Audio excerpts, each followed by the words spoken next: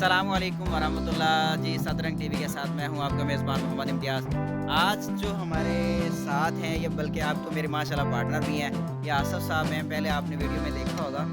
तो आज का जो हमारा टूर था वो था बाबा फ़रीद पुल, क्योंकि वो उसके बारे में सुन रहे थे। दरिया सतलुज में सैलाब आने की वजह से वो टूट का शिकार हो चुकी है। तो हमारा मिशन था कि मतलब उसकी देख के ना लोगों को बताएं कि उसकी कंडीशन क्या है। लेकिन मसला क्या है कि फ़िदाई शाह चौक से जैसे ही हम आगे आए हैं तो आगे जो है ना एक सड़क जो मेन बन रही थी बाबा फ़रीद पुल की तरफ जो जा रही थी, तो वो उन्होंने जो है ना सैलाब की वजह से तोड़ दिया, क्योंकि पानी बहुत ज़्यादा हो चुका था। ये आप देख सकते हैं, आसिफ साहब बता सकते हैं आपके ना दोनों तरफ पानी पानी है। ऐसे ही है, दोनों तरफ पानी पानी है। इधर देखिए ये फसलें डूब गई हैं, ये देखें बाग है, बाग भी डूब गया, ये फसलें डूब गई। अच्छा, फ़िदाई शाह चौक से साथ ही मतलब पानी का जो पानी है बिल्कुल जो है ना, ये जो सड़क है इसके साथ लगा हुआ है।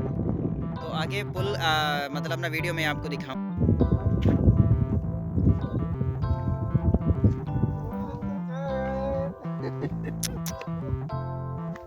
होना चलो अपने पुराने रंग ये पानी वापस जा रहा है, नहीं होना हटा जाना। पानी कल तो वध होया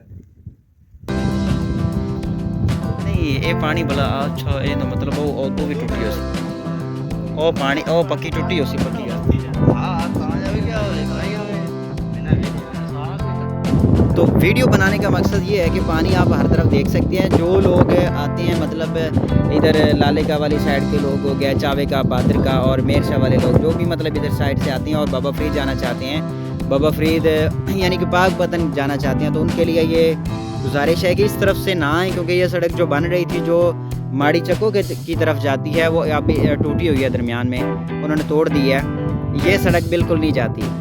तो बाकी जो मतलब उधर बुका वाला पतन है उस साइड से जा सकते हैं, या फिर बंदा जाएगा मिंचनाबाद और मिंचनाबाद क्रॉस करके फिर जो है ना वो बाबा फ़रीद की तरफ जाएगा।